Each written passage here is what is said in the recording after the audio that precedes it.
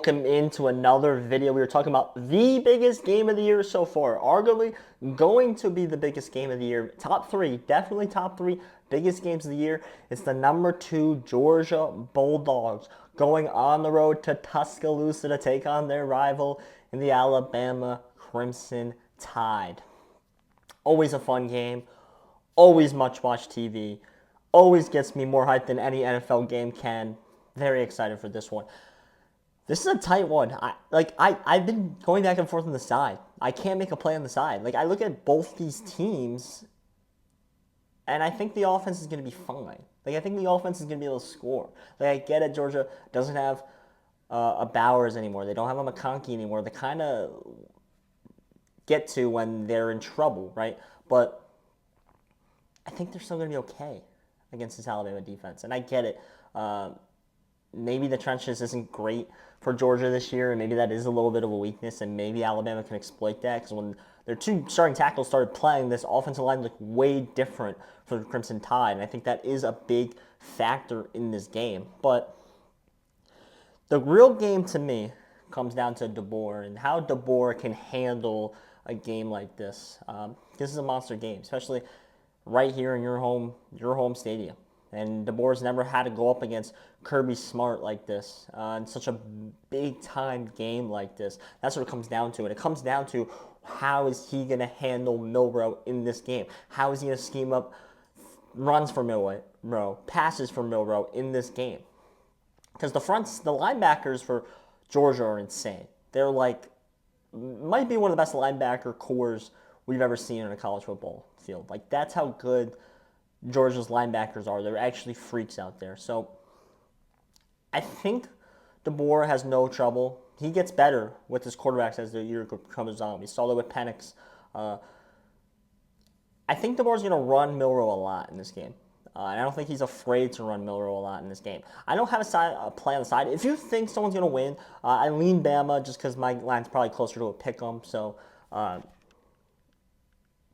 you get plus 2 points of edge. So I lean Bama. But if you like a side, just take Heisman. If you like Alabama to win, just take Milroe Heisman. If you like Georgia to win, take Beck Heisman. Honestly, take both of them Heisman, and then you'll get better.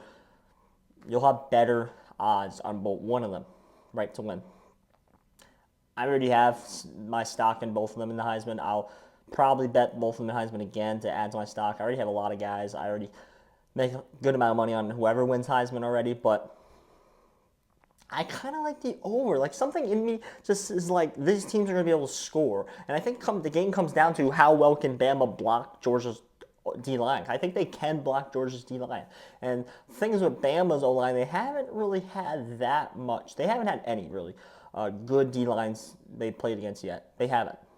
None. As in, Georgia's had 2 D-lines already that have had NFL caliber guys on it. They played Kentucky, Kentucky definitely has NFL caliber D-linemen on that D-line. And they also played Clemson, who always has and does have NFL caliber guys on the D-line, right? And Georgia handled them pretty well. Like, I wouldn't say it was amazing, but well enough, right, to win the games, obviously. This is going to be Alabama's first test in that aspect, right?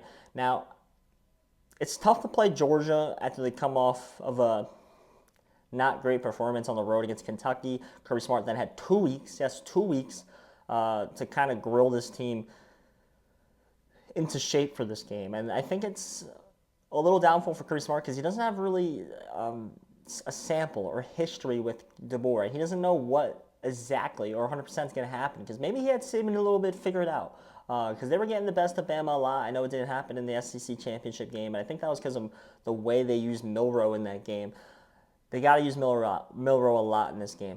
They're going to. DeBoer's going to, and they're gonna run him. If they have to run him to the ground, they will. And you know what? He'll be icing up everything on Sunday. That's just the way it's gonna be. Ultimately, it's going to be a fun one. I can't wait. I always can't wait for games like this. I mean, these games just get me hyped and hyped and hyped, man. Very hyped for this one.